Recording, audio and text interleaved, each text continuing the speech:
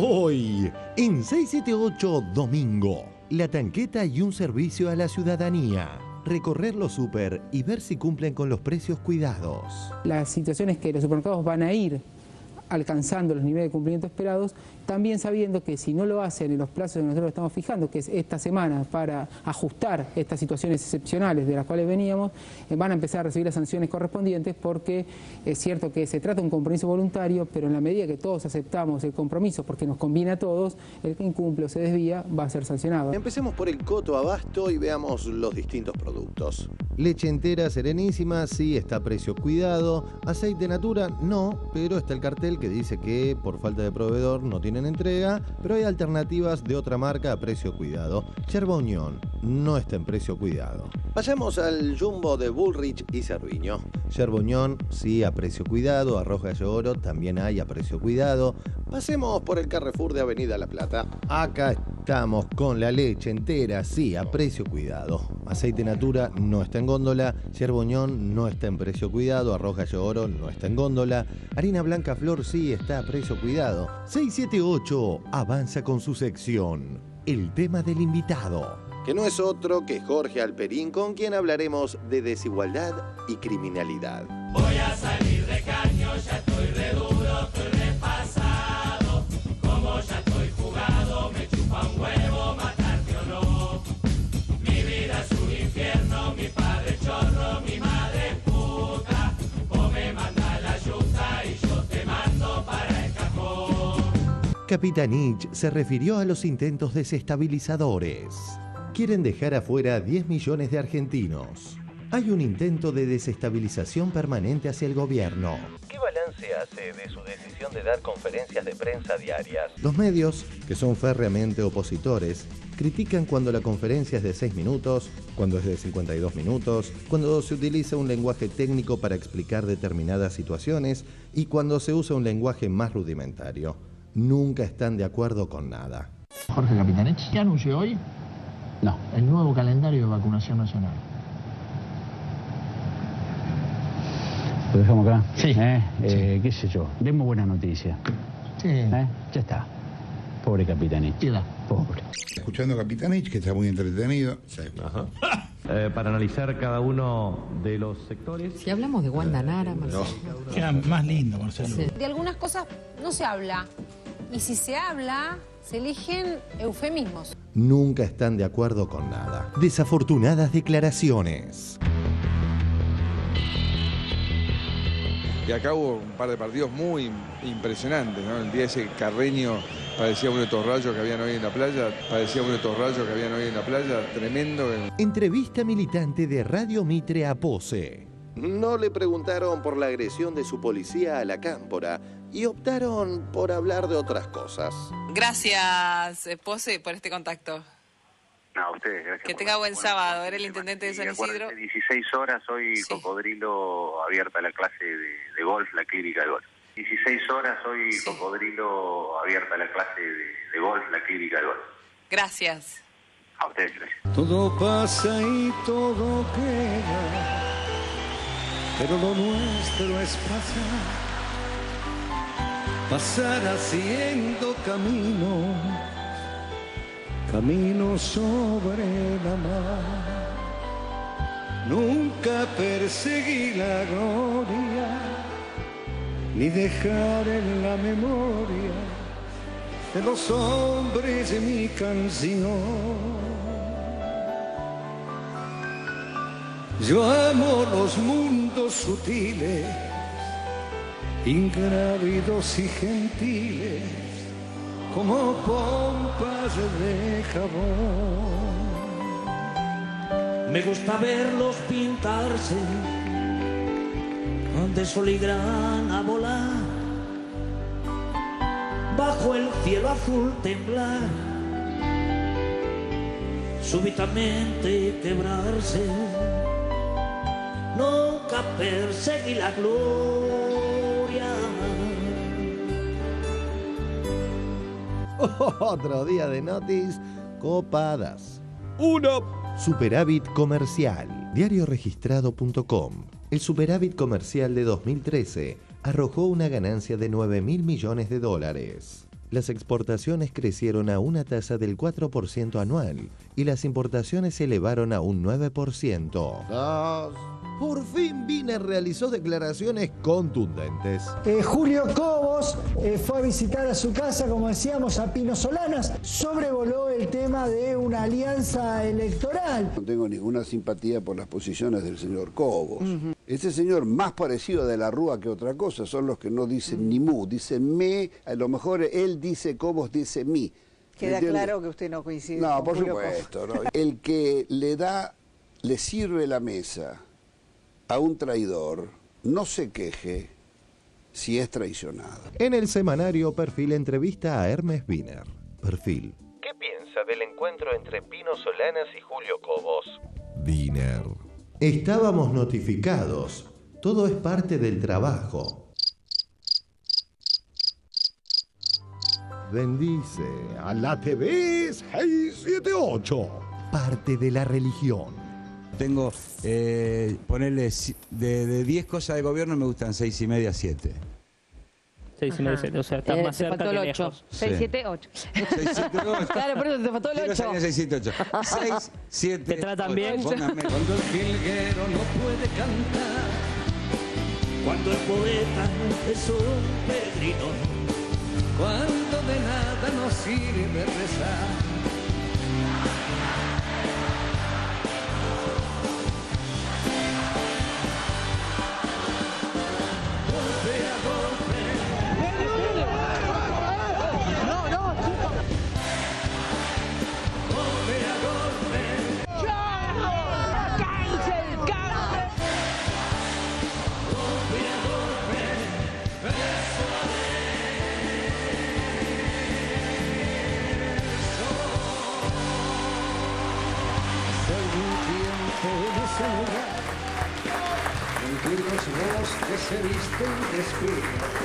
Compatriotas de la Patria Grande, bienvenidos a otra emisión de 678 en el aniversario del sagrado natalicio del profeta Mohamed, así que vayan nuestros saludos a la comunidad islámica. Quiero comentarles, tal como prometimos el viernes, que íbamos a recordar que la movilización de padres damnificados por la falta de vacantes en el sistema de educación porteño va a ser el día martes 21 de enero a las 11:30 horas. La cita es en el Ministerio de Educación de la ciudad, en Paseo Colón 255. Y el link del petitorio para que la gente firme online es www.multixvacantes.com.ar, multixvacantes.com.ar. Cumplido con esto, buenas noches, compañeros del panel. ¿Cómo le va? Voy a presentar a nuestro invitado de hoy, que es el amigo y colega Jorge Alperín. Bienvenido, querido Jorge. Jorge Alperín es periodista y escritor, conduce en la radio pública los sábados de 10 a 12 La Vida en particular y es columnista del programa que conduce Carlos Polimeni en Radio del Plata los domingos de 11 a 14, el Diario del Domingo, ¿no? Diario del Domingo, Y además es un hombre que se permite pequeñas interlocuciones. El tipo habla con Chomsky, con Saramago, John Kenneth Galbraith, lo que quieran. Tiene varios libros de conversaciones y un atractivo, muy atractivo volumen que estuve viendo, que es el de los progresistas argentinos. No me acuerdo cómo se llama. Exacto, el progresismo argentino, historia, lindísimo libro. Jorge Alperín además hoy nos ha traído el tema del invitado, esta sección que hemos inaugurado que tiene que ver con desigualdad y violencia y que vamos a tratar a lo largo del programa. Gracias por la presencia y gracias por el tema, Jorge.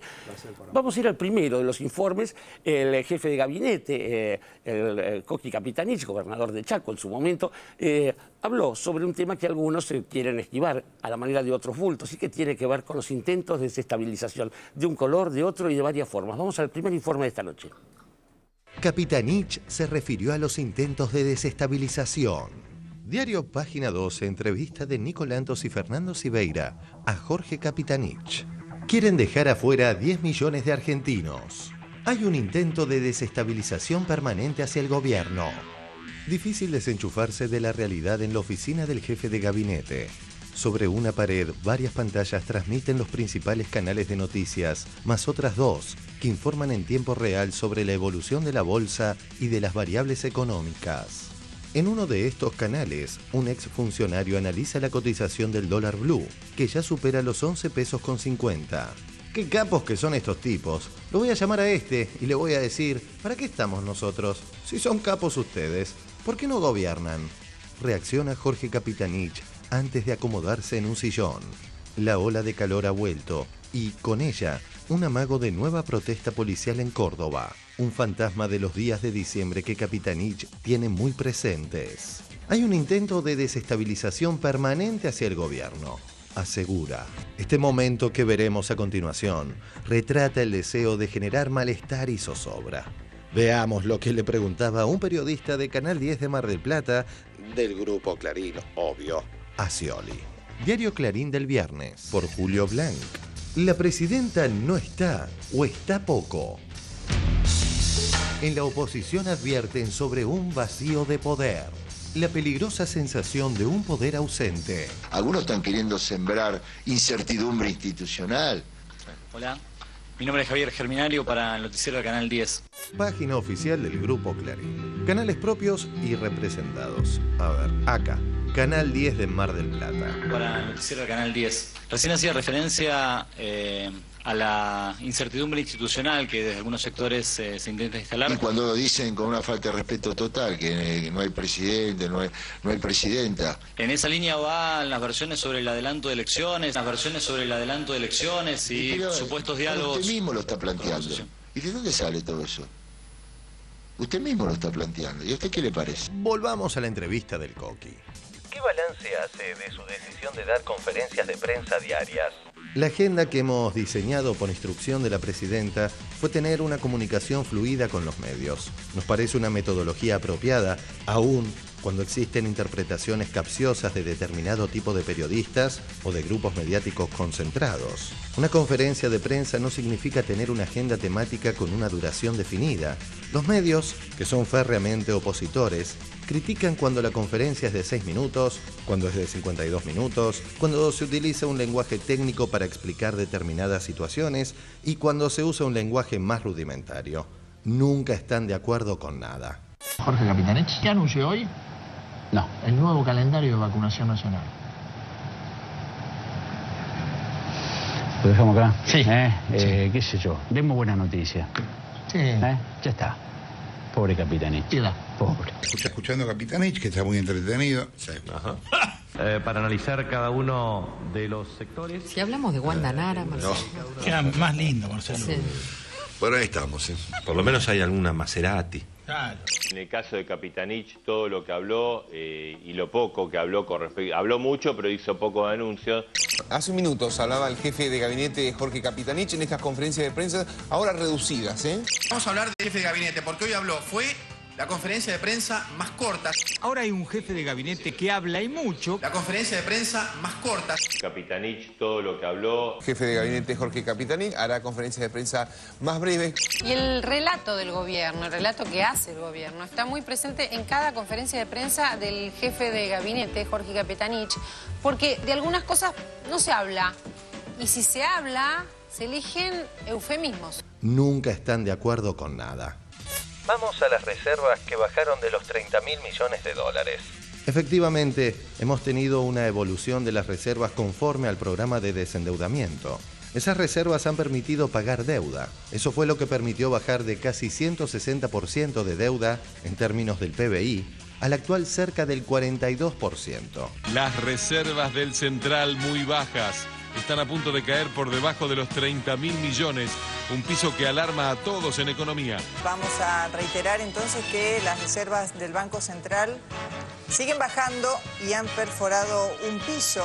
Se rompen barreras psicológicas y esto genera incertidumbre en la gente. Preocupa la persistente caída de reservas del Tesoro Nacional. ¿Cómo afrontar esta situación sin préstamos internacionales? Bueno, para eso la Argentina tiene que volver al sistema financiero internacional. Este gobierno desde el año 2006 está al margen del sistema de membresía del Fondo Monetario. En vez de tener casi 30.000 millones de dólares, podríamos tener 73.000 millones de dólares. El problema es que si no hubiéramos cancelado la deuda con el FMI, tendríamos políticas que hubiesen condicionado el desenvolvimiento de la actividad económica. Entonces, no tendríamos una desocupación del 6,6%, no tendríamos la capacidad de generar 6 millones de puestos de trabajo. La industria automotriz no hubiera tenido cerca de 800.000 autos producidos localmente.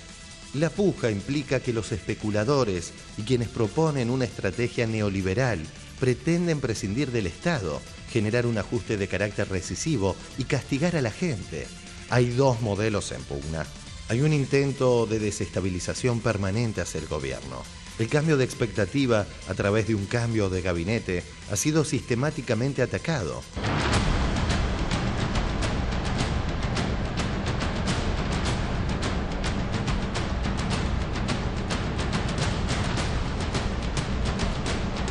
Capitanich está todos los días en los medios, nunca dice nada. Kicillof, un duro del modelo que ahora tiene más poder, tiene el dólar en la cabeza y algo más. Y nos vas a decir quién es el nuevo Moreno, ¿no? Augusto Costa. Viajó hace poco a China para buscar financiamiento para las represas de Santa Cruz y fracasó.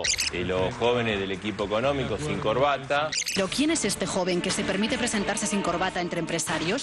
¿Que se permite presentarse sin corbata entre empresarios? Los jóvenes del equipo económico sin corbata. Hay un intento de desestabilización permanente hacia el gobierno. Los alzamientos policiales fueron para provocar una deslegitimación de los gobiernos provinciales que lograron, en muchos casos, respaldo popular en las elecciones. Todos los petitorios fueron con acciones coordinadas. Por lo tanto, ha habido actores políticos, actores sindicales y actores económicos.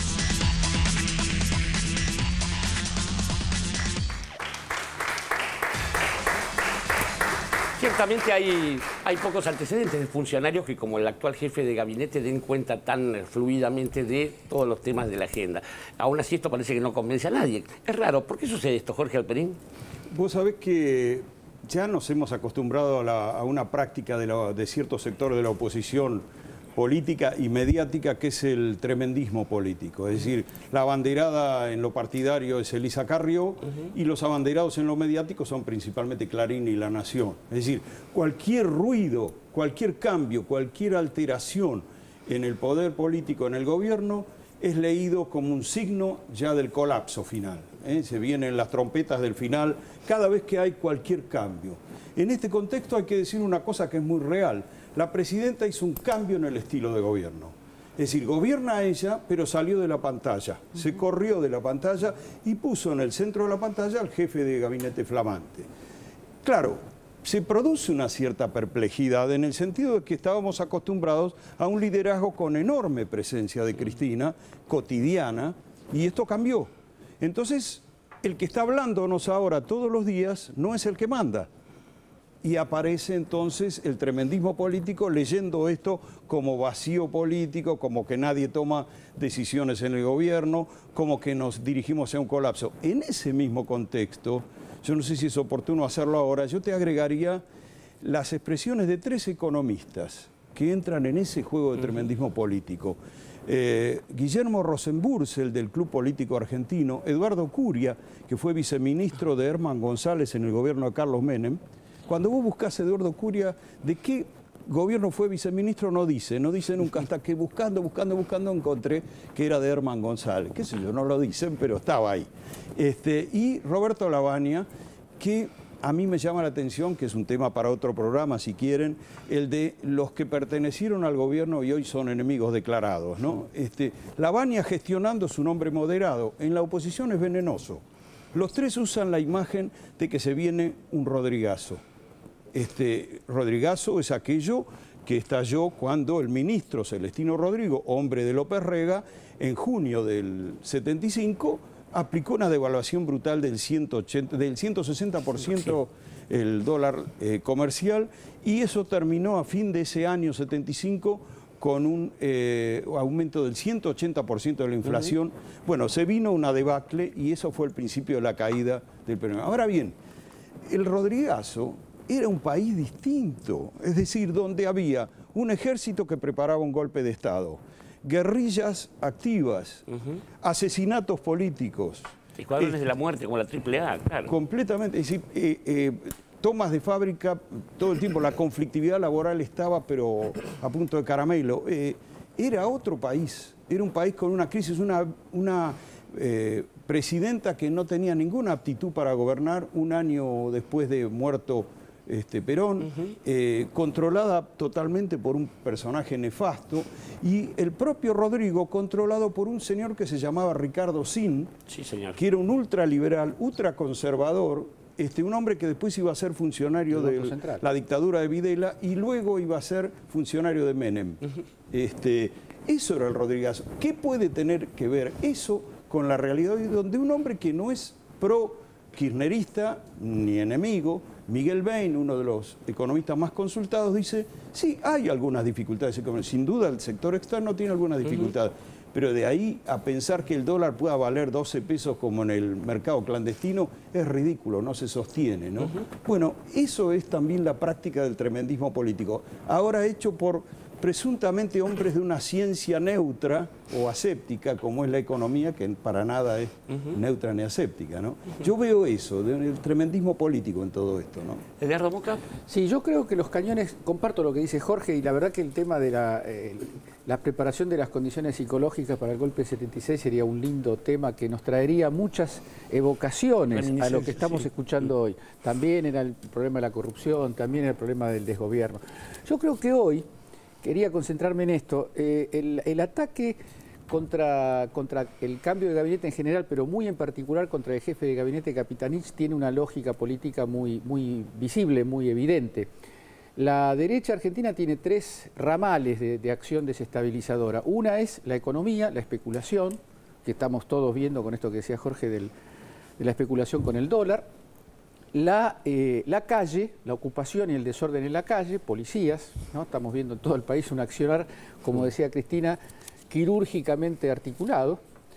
Y la tercera es la cuestión del peronismo, de la estructura federal del peronismo, tratar de erosionar la base de apoyo del gobierno a la estructura federal. Capitanich no solamente es hoy el jefe de gabinete en el sentido de que ordena y genera un cambio en la modalidad, en el estilo y en la ejecutividad, en la práctica concreta de las políticas públicas, sino que también es un hombre que representa mucho en materia de lo que se llama, un poco irónicamente, la Liga de Gobernadores. Debilitar la figura de Capitanich no es una cuestión simple, autoevidente. Debilitar a Capitanich es trabajar para separar a Capitanich o bien separarlo de Cristina, o bien separarlo de los gobernadores sobre los cuales tiene una autoridad política muy importante. Es un hombre del kirchnerismo que viene haciendo una experiencia muy fuerte como gobernador y articulando con sus pares un conjunto de políticas. Hoy lo hace desde la jefatura de gabinete. Es decir, que desprestigiarlo, pegarle y ningunearlo forma parte de la política de hacer crecer otras opciones peronistas para la elección del 2015. ¿Sandrita Russo? Sí, sí, estoy bastante de acuerdo con casi todo lo que escuché de los dos. A mí me pareció muy bien que fuera tan específico, que apareciera en la tapa de un diario, Capitanich, con un título tan explícito como que hay intentos desestabilizadores permanentes. Porque a veces yo creo que en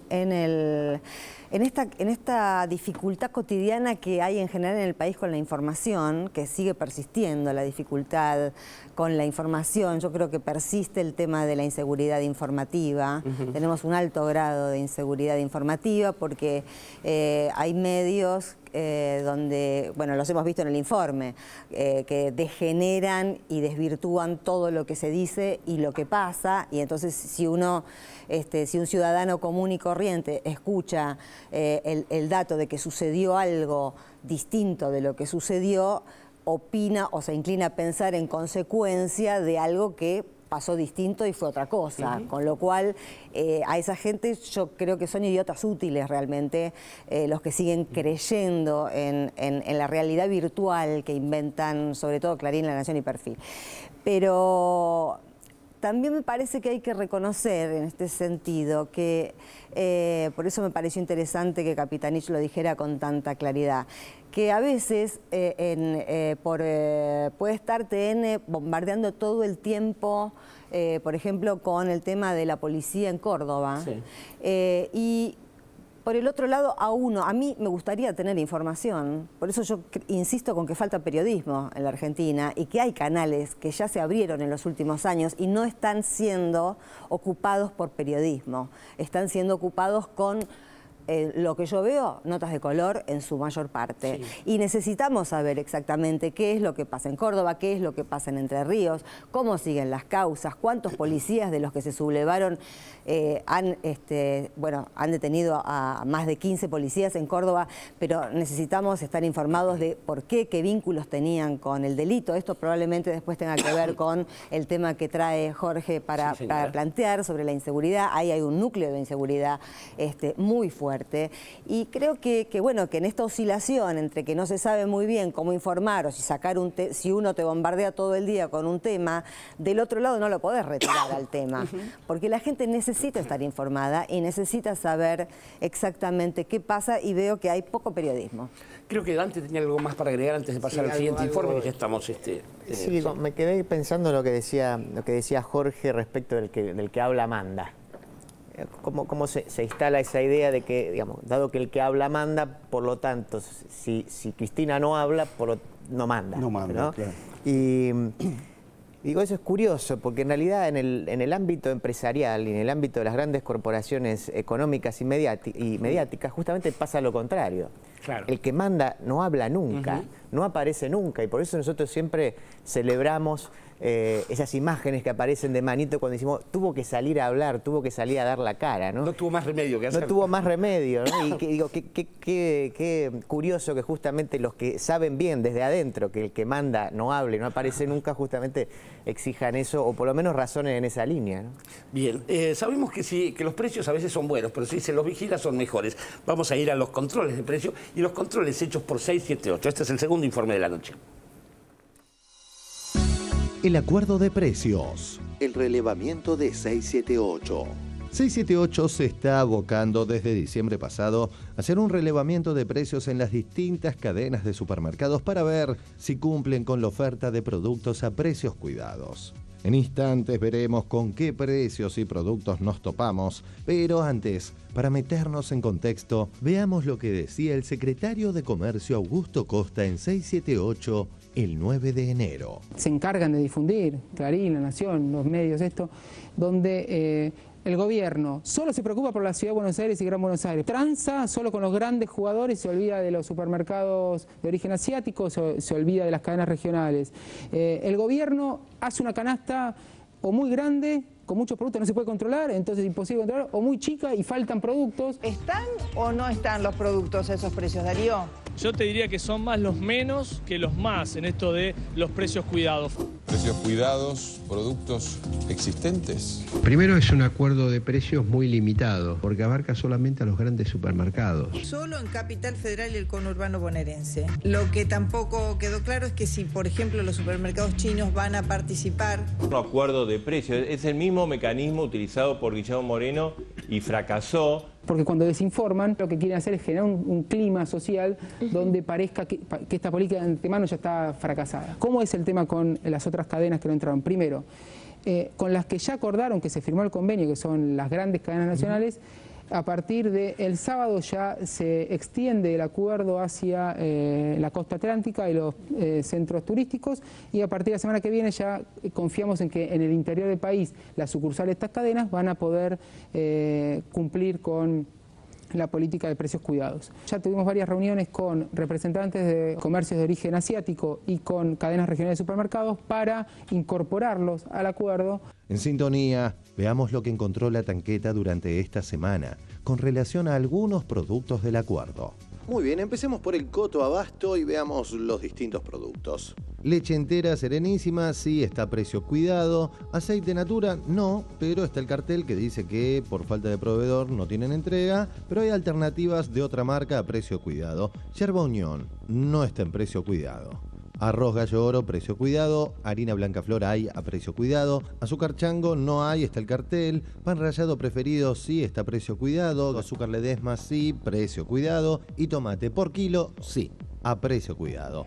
Vayamos al Jumbo de Bullrich y Cerviño.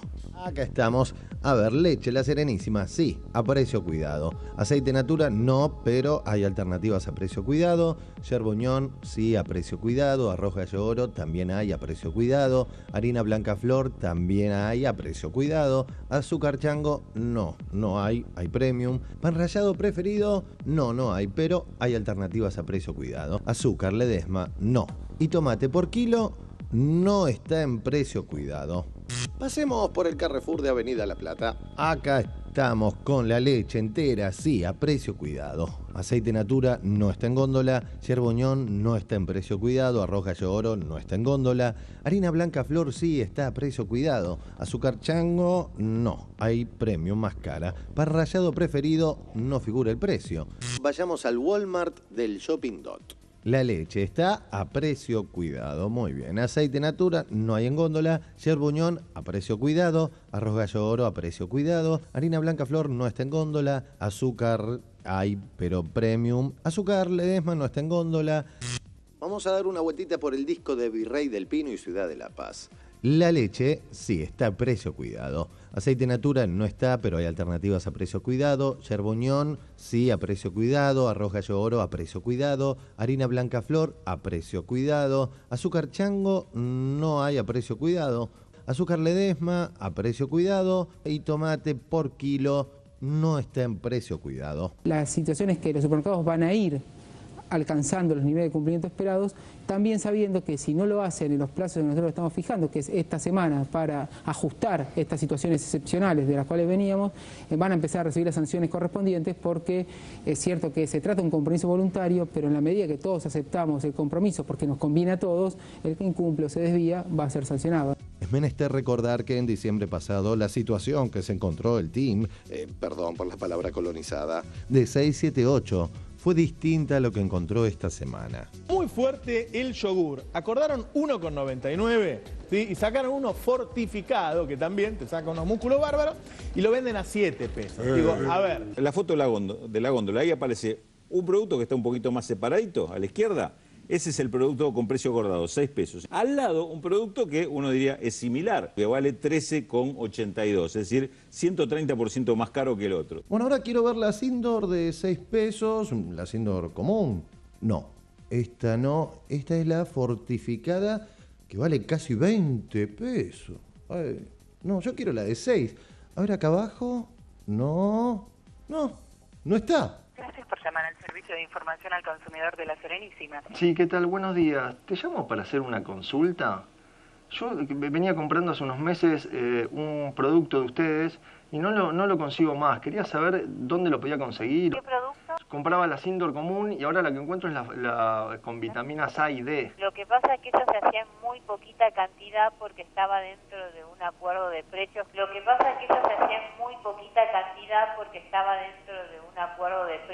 ¿Y no existe más la Sindor sin las vitaminas? Si quedaron es muy poca cantidad. Ahora están envasando la fortificada. Ah, solo la fortificada hacen. Sí. No, ahora el que no me puedo mantener soy yo con estos precios. Claro. Y por ejemplo, la leche con algún chocolate o Nesquik, Toddy, ¿no le gusta?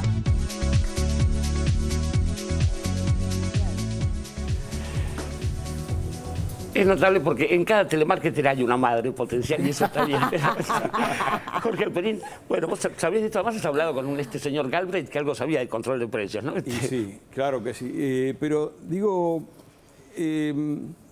hablé con Galbraith, que fue el que hizo exactamente el inventor de esto. En el gobierno de Roosevelt, nada menos, y tuvo una tarea terrible y era un Guillermo Moreno para ellos, digamos, sí, ¿no? Y fue calificado de milagro lo que logró con eso, ¿no? Impresionante. 2%. Tenemos una ventaja, conocemos varios truquitos ya de los empresarios. Sabemos que van a faltar productos, sabemos que cambian tamaños o le agregan cambios en el packaging para hacer una nueva línea que entonces no entre en el acuerdo de precios. Yo, por ejemplo, uso un shampoo muy conocido que tiene por lo menos 8 tamaños diferentes. Yo digo, ¿cómo? Hay uno grandote, uno grandote, uno grandote, menos aún, uno mediano, ¿viste? Es una cosa terrible. Pero el tamaño de la cabeza o del cabecilla, ¿no? Claro, bueno, obviamente sabemos ya que van a hacer eso. Es como decir, bueno, a ver, ya se puede pronosticar los problemas que el gobierno va a enfrentar para hacer que se cumpla el acuerdo de precios. De cualquier modo, hay un par de datos que yo daría, no sé si sirven en este caso, y es que la inflación en la Argentina no se espiraliza. Viene en los últimos años en promedios del 20, 25, 28, digamos, pero no se va del 25 al 50 y del 50 al 100. Quiero decir, en la Argentina históricamente, esta inflación históricamente es baja. Comparada con la inflación histórica de la Argentina, esta inflación es baja, no se espiraliza, anda rondando, algunos dicen menos, un 17% como promedio de los últimos años, pero más realistamente en los últimos 2 o 3 años no debe haber pasado del 20, 25, 28, no pega un salto inmediato hacia otro, no es el modelo Rodrigazo de inflación, es otra fórmula de inflación. Y es seguida por los aumentos de sueldos también, ¿no? Claro, además los sueldos, exactamente, fíjate un dato que dieron unos economistas, y es que el poder adquisitivo de los trabajadores hoy más que triplica lo que se podían comprar en 2003, más que triplica, es decir que la puja distributiva también está por eso, los precios, es decir, porque los trabajadores tienen una capacidad de hacer pesar sus presiones salariales y esto les permite mantenerse, incluso algunos dicen ahí o un poco adelante de la inflación, ¿no? Mariana Moyano. Me gustaría hacer una vinculación entre los dos informes y los dos temas, porque pareciera cuando uno ve este tipo de notas, es la que en periodismo se llaman las notas de servicio, tienden a, como que nadie las quiere hacer supuestamente, porque son como notas menores, no son los grandes análisis políticos de las cuestiones, sino que son temas de cómo funciona el tránsito, en este caso los precios, bueno.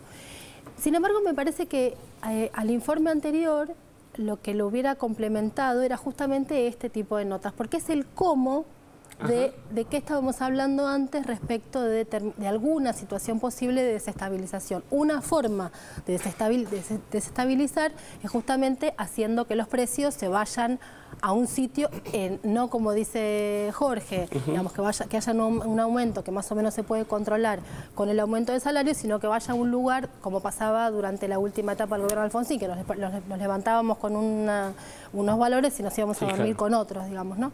Entonces, me parece que lo que tiene de interesante es eso. Y hay una pregunta que yo creo que está dando vueltas todo el tiempo respecto de la información, que es esto de cómo se hace la operación de desestabilización, cómo se hace la mentira informativa, y ahí vuelvo a unir, porque en el informe anterior también veíamos, en un momento María Laura Santillán dice, no es como el jefe de gabinete dice, sino que tiene que... Y entonces yo ahí dije, bueno, quiere decir que hay un cómo que está empezando a funcionar en este nuevo sentido de que Capitanich hable todos los días. Tuvo que destejer, ¿no?, el entramado que había presentado Capitanich para luego construir la urdimbre propia. O sea, es un pequeño... Lo que hacemos nosotros de mostrar cómo lo presentan y luego mostrar, como en el informe de recién, cómo funciona, qué está pasando con los precios. Me parece que ahí hay como una primera operatoria, que me parece que obviamente es algo chiquitito respecto de la monstruosidad y la capacidad que tienen de propalación, pero me parece que ahí hay como una cosa de efectividad de este nuevo esquema. Y después, simplemente para mencionar dos cositas. Una me pareció, y lo quería mencionar en el informe anterior, me pareció de una vulgaridad, de una falta de respeto absoluta, que dos periodistas de la trayectoria de los periodistas de Clarín que tienen el programa de Código Político se burlaran del anuncio del calendario de vacunación. Porque la Argentina, ellos lo deben saber, pasamos de 4 vacunas obligatorias a 16. Y como todo el mundo sabe, una vacuna no es algo a favor de quien se vacuna, sino que es un niño que no va a contagiar a otro que quizá no tiene la capacidad física de no adquirir ese contagio. Entonces, me parece que hacer un anuncio del calendario de vacunación es algo también de un servicio y tremendamente serio e importante. Entonces, creo que también eso marca cuáles son... qué es lo importante para determinado periodismo y qué es lo importante para otro tipo de periodismo. Alguien que se burla de un calendario de vacunación que hoy permite que muchos chiquitos no mueran de cosas que hasta hace muy poco tiempo sí se podían morir, me parece que es... Yo creo que no tanto hacen destramado como no atacar los temas directamente. Orlando. Sí, estaba pensando en la palabra tremendo que empleaste al comienzo para situar el contexto, el relato de la oposición. Y estaba pensando que es interesante porque el tremendismo no solo es mundial, vivimos a los gritos. Vivimos a los gritos. Quiero hacer una digresión respecto de la buena intervención que tuvo Palma cuando dijo que los empresarios permanecen en silencio y mandan sus empresas con total y absoluta dominio de la situación. Pero es distinta la exigencia sobre un empresario que sobre un hombre público. Los presidentes, por lo general, los líderes, tienen que hacerse cargo con su presencia de una situación pública diferente a la que tiene un empresario. Eso no es una justificación, sino el cuadro. Lo del tremendismo es muy importante porque también Sandra habló de la sociedad que recibe ese tremendismo y dio una calificación no demasiado buena sobre quienes se creen esas versiones. Y yo me pregunto, ¿cómo defenderse del tremendismo?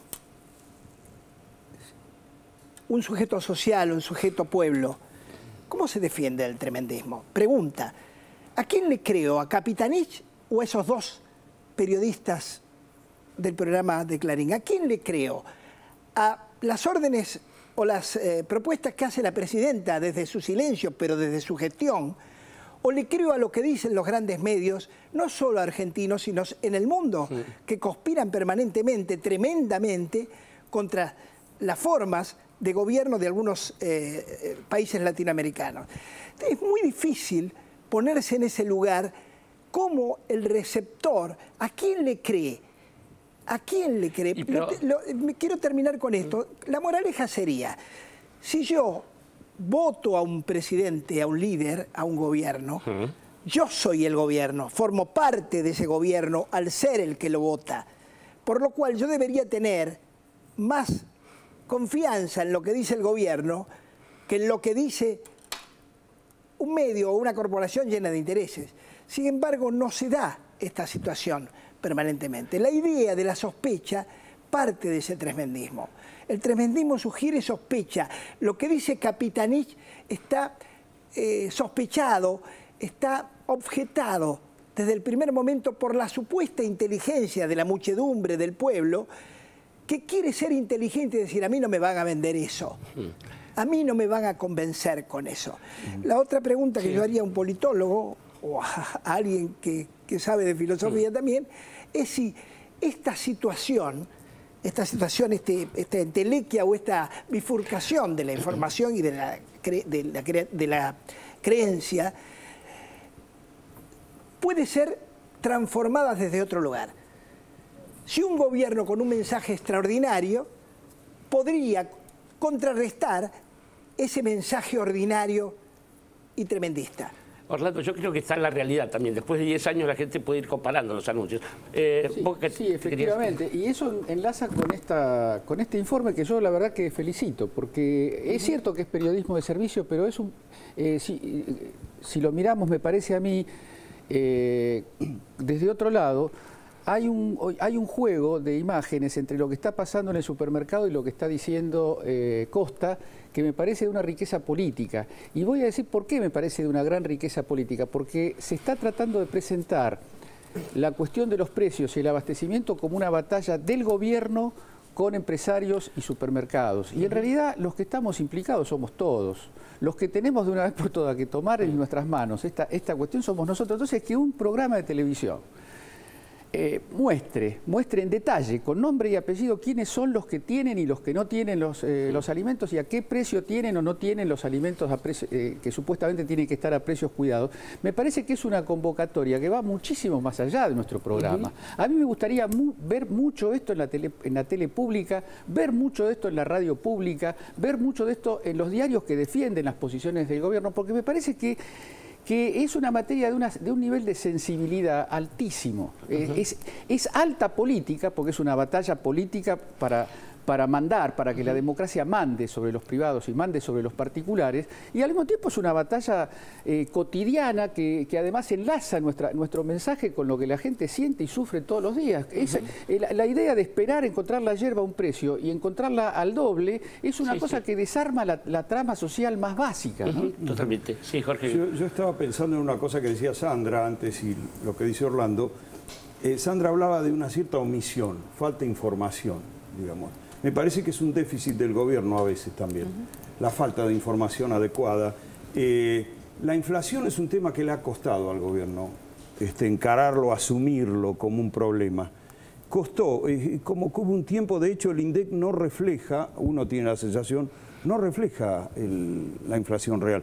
Le ha costado al gobierno, es decir, las cosas que omite el gobierno le regalan al no le creo un tesoro, es decir, si se niega algo que la gente siente que está, eso ayuda a los que tienen una prédica contraria. Convengamos que sabemos todos qué es la inflación, digo, porque también hay muchos lugares cristalizados de la opinión que se juegan, a los que se juega para desestabilizar también en eso. La inflación, sí. Yo quisiera insistir, puede ser que el gobierno tenga fallas de comunicación, no sería la primera vez, pero yo me estaba refiriendo al periodismo y a los medios de comunicación. Yo creo que falta, creo que falta periodismo, no comunicación del gobierno. El que se tiene que ocupar de ver qué pasa con las causas judiciales en Córdoba y qué policías están implicados con los saqueadores es el periodismo. El que tiene que buscar esa información es el periodismo. No tiene que ser el gobierno el que brinde esa información a medios de comunicación afines. Entonces nos estamos olvidando de que esa tarea siempre fue del periodismo.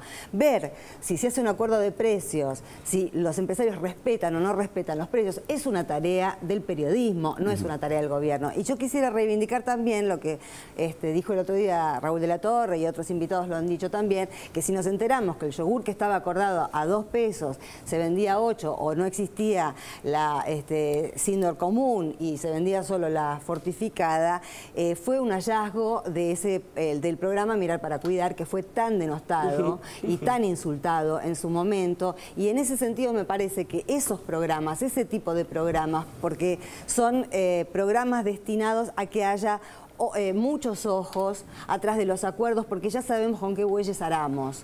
Y al Estado lo toman por imbécil y al pueblo lo toman por imbécil. Entonces me parece que una manera, digamos, civilizada y democrática de profundizar esto sería que cada ciudadano se haga cargo de ver si esos precios se cumplen o no se cumplen. Si agarro los 3 informes, miro los títulos y les repaso los 3 informes que pasamos hoy en 678, no puedo menos que ver que convergemos hacia un título que leí hoy en página 12 y que dice, si el mercado es el garante, no puede haber una sociedad virtuosa. Pareciera que siempre estamos girando en torno al capitalismo, cómo se lo maneja, cuáles son sus efectos.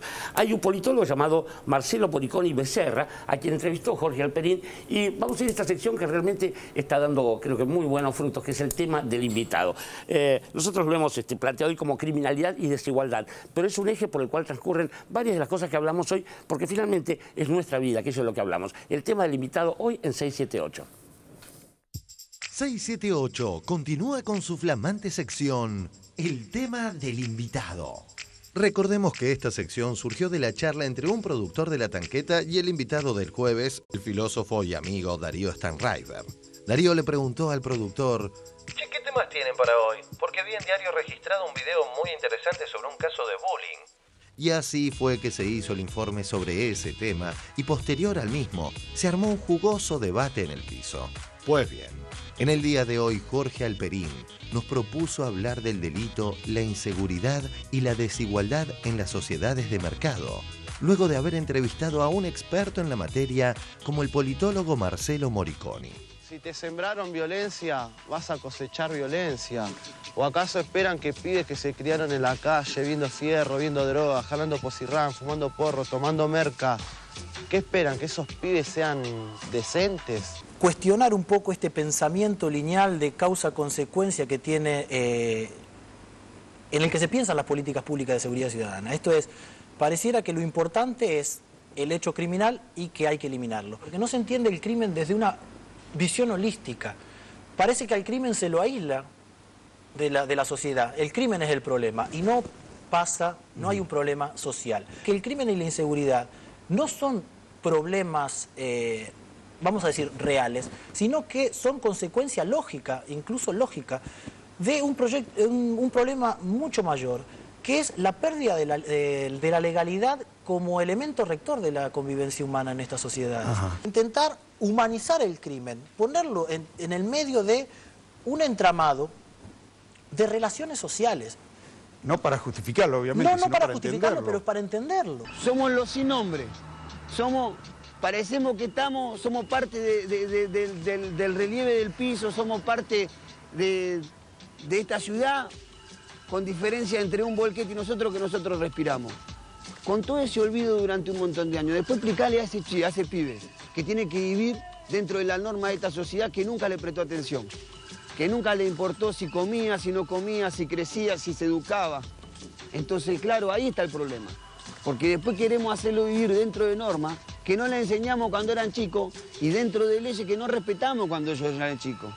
Este video de la conocida murga uruguaya Agarrate Catalina junto con la banda de rock No Te Va a Gustar. Quizás ejemplifique un poco la violencia de las sociedades desiguales.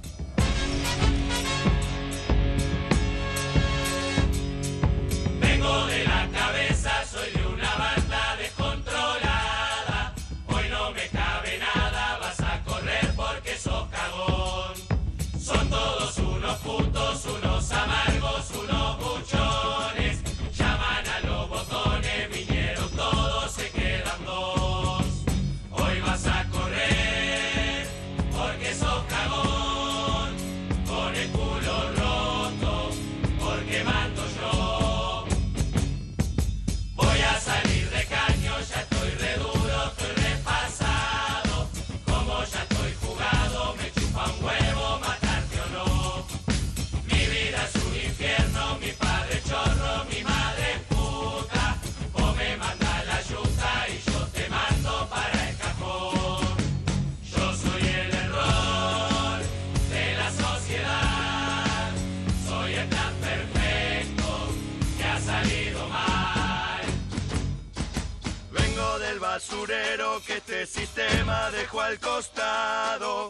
Las leyes del mercado me convirtieron en funcional. Soy un montón de mierda brotando de las alcantarillas. Soy una pesadilla de la que no vas a despertar. Vos me despreciás, vos me buchoneás, pero fisurado me necesitas. Soy parte de un negocio que nadie puso y que todos usan. En la ruleta rusa yo soy la bala que te tocó. Cargo con un linaje acumulativo de misiadura y un alma que supura veneno de otra generación. Yo no sé quién soy, yo no sé quién sos. El tren del rebaño se descarriló. Ya escucho la sirena, la policía me está encerrando. Uno me está tirando, me dio en la gamba, le di a un botón. Pasa mi vida entera como un tornado escupiendo sangre.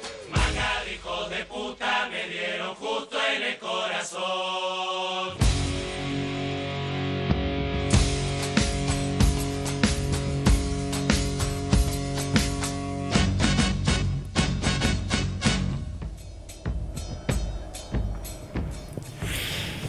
Caramba, bueno, un editorial cantado, el de Agarrate Catalina, No Te Va a Gustar. A ver, Jorge Alperín, vamos a volver al origen de este planteo, es las tesis del politólogo Marcelo Moriconi. Él sale con un concepto que es víctima cómplice, pero contanos cómo encara esta historia. Sí, bueno, un poco voy a dar un ejemplito. El video este es buenísimo, pero de alguna manera queda como la violencia muy asociada a ambientes de jóvenes, de sectores populares. Marginado, que es lo que niega del todo. Yo dirigiría la mirada a nosotros mismos, es decir...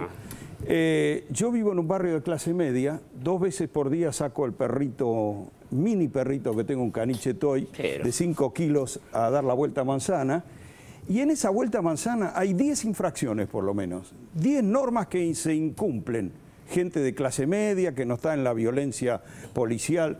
El mecánico usa la vereda de taller, la gente sale con los perros sin correa, entonces los perros cuando ven al chiquito se lo quieren comer, yo soy el más preocupado, obviamente. Sí. Los perros hacen caca, nadie levanta, pocos levantan la caca de los perros, entonces yo tengo que estar evitando que el perrito mío vaya a olerle la caca a los otros perros que están esparcidos por todo. Vienen motos y bicicletas de contramano, la gente lava la vereda a cualquier hora. Es decir, hay como 10 infracciones en una vuelta a manzana, digamos. Y eso no es el sector más duro de la violencia que describían este grupo musical del video. O sea, vivimos con unas normas explícitas que Moricón y Becerra llama constitucionales legales, digamos, atenerse a las normas explícitas, pero en la práctica diaria hacemos una norma distinta. Entonces tenés que hacer un trámite y vas a ver si te acomodás con alguien para evitar la cola. Tenés que conseguir un trabajo, lo mismo, te acomodás, no importa tanto el mérito, los antecedentes que tengas para ese trabajo, sino el acomodo que puedas tener. O el soborno al policía. Soborno al policía, si vos metiste la pata manejando. Trabajar no paga en términos de prensa, no prestigia trabajar, romperse el lomo, trabajando un poco Cambalache lo decía. Hay una cantidad de cosas que son las reales, que son como normas reales. Es un orden también. Lo que pasa es que es un orden incoherente y lo que hace este orden es convertirse en una fuente de malestar permanente. Por un lado genera mucho malestar en los ciudadanos porque uno le jode la vida a los demás de distintas formas y cada vez nos indignamos por las cosas que no se cumplen y al mismo tiempo se genera un clima de impunidad. Es mejor, la impunidad vale. Vos fíjate una cosa, por ejemplo, las cámaras que ahora se extendieron por toda la ciudad y las ciudades, la obsesión por mirarlo todo, con las cámaras que graban, con lo cual vamos a hacer que los delincuentes no delincan y se cuiden, ¿no es cierto? Y los delincuentes muchas veces son indiferentes a esa cámara y roban igual. Y no se hacen problemas. Y de pronto secuestran a una persona y piden cámara, piden que vengan periodistas y cámaras de televisión y salieron por la tele. Los chicos suben videos donde les dan unas palizas terribles a compañeros en la secundaria. No dicen, che, esto mejor no lo mostremos, que me da vergüenza. Uno pensaba que el pudor antes podía evitar lo que no se podía mostrar. Ahora directamente también orgullosamente se muestra como hicieron con los saqueos, donde subieron a la red el producto de los saqueos. Entonces hay un mundo legal que no es el que rige en la vida cotidiana y el que rige en la vida cotidiana es una fuente de malestar y estimula el delito. Entonces Moricón y Becerra dice, cuando querés combatir la violencia y la aislás como problema y pensás las políticas más efectivas para prevenirla y reprimirla, lo estás sacando de contexto y por lo tanto nunca la vas a combatir. Entonces, roban autos, ¿qué hacen? Desarrollan nuevas tecnologías para evitar el robo de autos, rastreadores. Entonces, ¿qué hacen los chorros? Secuestran a los automovilistas para que no se detecte la cosa. Es decir, y generan un problema de vida, muchas veces asesinatos se producen para asegurarse que el coche no sea robado. Entonces, al aislar el problema de la violencia del contexto de ideas, de la trama social en que está inmerso, no es efectivo. O sea que no hay un derrumbe del sistema, sino que hay un sistema de cartón pintado y otro sistema que lo suplanta. Exactamente. Dante estaba hablando de eso antes, sí. Sí, porque una cosa interesante de la entrevista era algo que va en contra del pensamiento progresista que tenemos, creo que todos los que estamos acá, y es la suposición de que el delito está vinculado estrictamente a la desigualdad. Con lo cual, si vos disminuís la desigualdad, solucionás el problema. Y bueno, por lo que estamos viendo también, incluso en otras partes de Latinoamérica, vemos que se baja la desigualdad claramente y sin embargo el delito es como mínimo el mismo, o en algunos casos crece. Y después, en función de lo que decía Jorge, yo hablaría ahí como, si querés, de dos tipos de ilegalidad. Uno siempre está acostumbrado a hablar de la ilegalidad de las clases bajas, que son las que quiebran la legalidad. Y después tenés la ilegalidad de las clases altas, que son las que crean las normas, pero que en realidad lo que hacen es poder evadirlas. O sea, claro, la evasión de las normas que ellos mismos crean es la ilegalidad de las clases altas. Es cierto que esas normas a veces son las normas que tienen las clases bajas, son las normas del poder hegemónico, diría un tal Gramsci. Moca. Los chicos de Agárrate Catalina y de No te va a gustar dicen una frase que es el plan perfecto que salió mal. Y a mí me habló mucho esa, me parece de una poesía y de una fuerza argumental extraordinaria. Yo creo que la desigualdad está en la raíz de la llamada inseguridad, de la violencia. Está en la raíz, absolutamente, estoy convencido de eso. Y me parece que no es un problema solamente de pensar la desigualdad en términos de distribución del ingreso, es pensar la desigualdad, pensar más allá de la desigualdad, el tipo de sociedad que se ha construido mundialmente en los últimos 40 años. ¿Qué se premia y qué se castiga? Se premia tener las zapatillas del último modelo, ser un tipo con plata, ser un tipo al que la policía no lo molesta porque es un tipo de posición, es un tipo que puede hacer todas estas transgresiones que decía Jorge porque nadie lo va a molestar.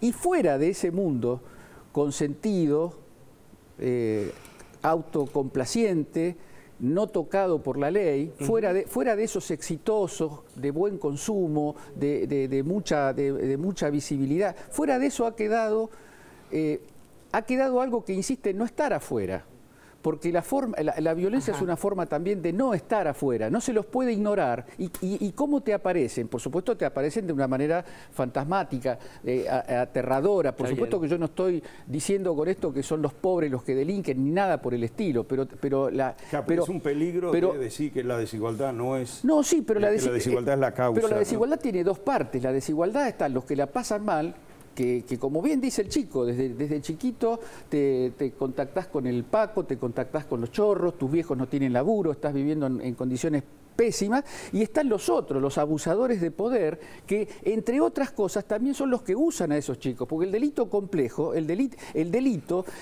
pibe que sale a pegar a la calle es el último eslabón de una cadena en cuyo vértice hay tipos muy poderosos, el narcotráfico es la estructura clásica de eso. Claro. El jefe de eso, el verdadero factotum del narcotráfico no es el pibe, el último orejón del tarro, es la maquinaria que pone en acción eso. Claro, y eso también es la desigualdad. Que yo diría, si estar en la pobreza es estar en la zona más cercana potencialmente al delito, entonces los pobres son millones. ¿Vos te imaginás lo que sería? Que hay como un elemento que no está como terminando de aparecer, me parece, y es que no se trata tanto de la pobreza como de la marginalidad. La no inclusión en el sistema, claro. Porque lo que es, y me refiero, no sé, yo siento como que estamos tirando títulos y que queda como demasiado en el aire, porque en todo caso hay como un montón de preguntas para decir, bueno, cuando uno dice algo que a mí me obsesiona es que cuando uno habla de la inseguridad, ¿a qué crimen se está refiriendo? Y en la Argentina el sentido común ha instalado que la inseguridad es el crimen relacionado con la propiedad privada. Sí. Entonces ahí me parece que tenemos un primer problema por ejemplo, de los accidentes de autos que se llevan más vidas que... Claro. Nuevamente volvemos a lo que planteaba antes Sandra de la falta de esa información que no está instalada. En la Argentina insistimos en hablar de inseguridad para los crímenes relacionados, los delitos relacionados con la propiedad privada, que luego, si luego terminan en un crimen, pues más sello aún, y sin embargo no es ese no ocupa el primer lugar de la cantidad de muertos en la Argentina. Tenemos crímenes domésticos, la cuestión de los accidentes en auto y demás. Después, ¿qué violencia? Y yo pensaba en esto de cuando alguien es marginal, tiene dos problemas, así rápidamente, y cualquier sociólogo me va a tirar con un zapato por la cabeza y tiene razón porque voy a decirlo todo de modo muy burdo. Pero por un lado, esta cuestión de la posibilidad de estar en un mundo marginal, que describía Edgardo, digamos, con todos los problemas que tiene Latinoamérica hoy, con la cuestión del narcotráfico y demás, y es participar de que si a vos no te dijeron nada, y si vos con un salario mínimo ganas tanto y haciendo 2 changuitas de entrega de cocaína ganás el triple, ¿por qué? Si vos no tenés ningún tipo de regulación, vas a participar de otra cosa. Entonces, ahí lo que digo no es tanto señalar a ese pibe que puede estar en la marginalidad y terminar cometiendo el delito, sino señalar el dedo que haga así y decir cuánta violencia esa persona está sufriendo de parte de este lado que siempre señala, ¿no? La violencia institucional, cuando ese pibe va preso, la violencia obstétrica, mujeres que no tienen ningún tipo de opción y son violentadas cuando va la violencia doméstica. Una persona, una mina que se quiere ir de su casa y no tiene dónde porque no tiene un peso, por ejemplo. Bueno, pero eso te Entonces, explica... digo, hay como, me parece que, termino con esto, como que aparecen un montón de temas como tirados y quedan en el aire y simplemente para mencionarlos, ¿no? Como que estamos hablando de un montón de temas y no de uno. Claro, pero lo que vos señalás te explica la violencia de los sectores marginales y el delito. Pero no te explica el delito de los sectores poderosos. No sufren ni problemas obstétricos ni... Déjame hacer. A ver. La pregunta es, si el mundo estuviera poblado solamente por ricos. Bueno, justamente. Solo ricos. Sí. No, porque yo no es que perdón, rico impide que sea así. Orlando, ahí está diciendo algo interesante, porque estamos hablando de desigualdad. Y si el mundo estuviera poblado de ricos, no habría ricos. Nadie sabría quién es rico y quién no. No hay ricos en un mundo. El problema del rico es que hay pobres y el problema del pobre es que hay ricos. Y yo subrayo lo que dice Mariana. No nos preguntamos por qué, digo, en la década del 60, cuando yo estudiaba escuela primaria, escuela secundaria, ¿por qué los índices hablando concretamente de la inseguridad que pasan en los medios de comunicación, ¿por qué no había tanto problema en la calle? Tanto peligro en la calle. calle. ¿Por qué no había? ¿No sería porque los pibes ricos y los pibes pobres jugábamos en la misma canchita y no había barrios cerrados y no había una estructura de pensamiento y de acción de la sociedad que segrega sistemáticamente y la violencia que impulsa a los ricos, tanto como a los pobres, al delito en cuanto a exageración de paroxismo del individualismo, con tal de zafar, con tal de ser yo y que nadie me mire mal, yo hago lo que haga falta. Eso es así, pero también en los 60 la violencia estaba puesta en la vida política. Era una vida política llena de violencia, con golpes de Estado, asesinatos, violencia de todo tipo. Esta es una sociedad políticamente no violenta y socialmente violenta. Pero quizás porque el poder está detentado por las corporaciones económicas. Convengamos que el neoliberalismo también ha marcado esa brecha. Quería completar, viste cuando yo estoy así con el dedo y me autoacusaste, Mariana. Claro. A ver. No, dando un poco a esta pregunta, ¿por qué aparece como explicada la violencia en determinado sector social marginal? Y no, para mí ese dedo fue justamente porque me parece que el delito, quiero decir un ejemplo concreto, ¿cuántos sectores, cuántas personas del sector que tiene capacidad de contratar a personal doméstico en su casa paga en blanco? Entonces ahí tenés un delito, por eso dice así. Claro, por eso digo, cruza todas las clases. Es lo que dice Jorge de la cuadra. Claro. Quiero escuchar a Sandra, que contra quien cometemos el delito no dejarla hablar desde hace un rato. Sí. Sí. No, yo leí el reportaje. Sinceramente, en algunos tramos me pareció muy abstracto. Me parece además que el concepto, probablemente porque es un reportaje acotado y a lo mejor hubiese necesitado 4 páginas en lugar de 2, cosa que un medio de comunicación, el soporte no te lo permite. Claro. Pero el concepto de víctima cómplice, en principio yo quería hacer la salvedad porque crímenes hay. Y me parece que la sola idea de enunciar ese concepto, me parece que merece hacer la salvedad de que al tipo que le hicieron una entradera o lo asaltaron en cualquier circunstancia y le mataron a un familiar, no es cómplice de nada. Me parece que eso hay que dejarlo salvado porque si no venimos de un tiempo de hablar de la sensación de inseguridad y me parece que eso es irritante y que estamos en una etapa donde me parece mejor sincerar las cosas y en todo caso separar el mundo del delito de la inseguridad.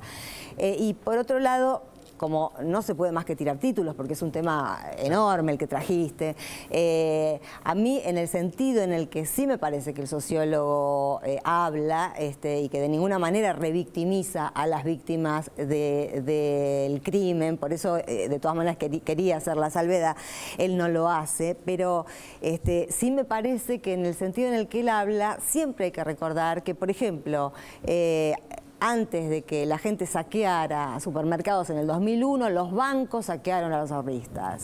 ¿No? Me parece que él habla en esos términos de poder y que la monstruosa, la monumental invisibilización en este momento del mundo es quiénes son los verdaderos ladrones. Y también en los 60 se decía que la violencia de arriba es la que genera la de abajo, no jorobemos, ¿no? Que hay una reacción, un movimiento de acción y reacción.